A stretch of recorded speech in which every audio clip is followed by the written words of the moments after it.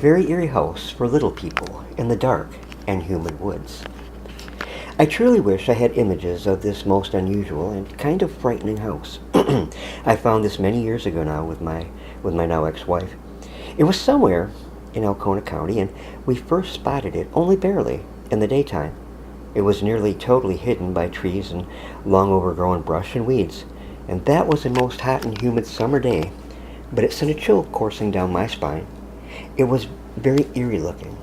Now, at the time, I had an antique furniture and refinishing business that I ran out of an outbuilding at our home, and I always was searching abandoned places with my then wife, who was affectionately nicknamed by her strange father, Catharino, and she and I agreed to return later that night and have a look-see through the old house. And I wonder, had we known how very strange it was, if we'd have both gone back. Early that evening, we had a thunderstorm, so the air was very humid and hot. And as I turned our pickup truck out onto the lonely dirt road, whiffs of ghostly-looking fog were wafting across the road, just drifting very, very slowly. And if either of us was a little frightened, we would never have admitted it to each other, though I know I was, and I'm sure she probably was. I pulled the truck to a stop off the road and looked over at Catharino, and we took our flashlights and we got out. There were abundant night sounds as we stood at the edge of the woods. Crickets were loud. There was an owl in the distance somewhere, and the sound of what must have been a humongous bullfrog not far off. The clouds in the sky were heavy and almost oppressive, as every once in a while there was a flash of lightning and a rumble of thunder off to the west. We switched on the flashlights, and I took the lead, pushing through the heavy growth. We moved slowly, but it was not long, and the house, partially caved in, loomed directly before us.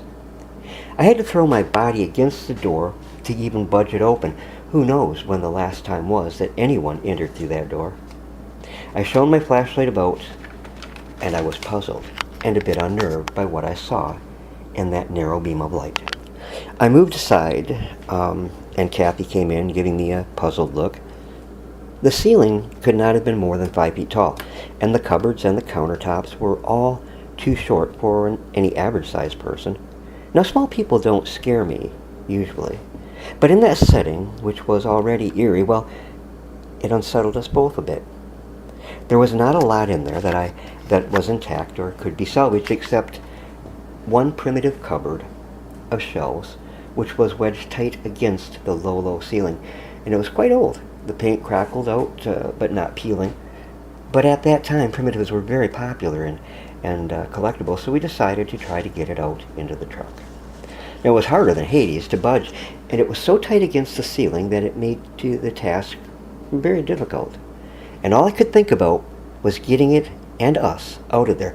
Images came to my mind of the old Dan Curtis movie, Trilogy of Terror, where that horrible-looking little creature was running around trying to stab Karen Black as painfully and as many times as possible. I expected him to come running out from one of the black doorways.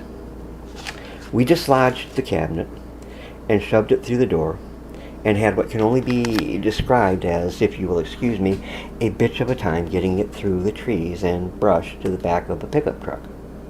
Once it was there, I wiped the sweat from my eyes, and I remembered asking Kathy, you want to go back in and see if there's anything else? To which she replied, well, maybe another time.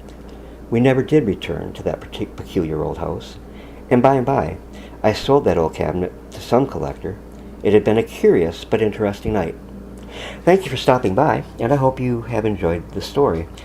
Please be sure to give me your thumbs up and smash that bell so that you get notifications of any new videos of mine, and become a subscriber. Thanks, and have a blessed evening.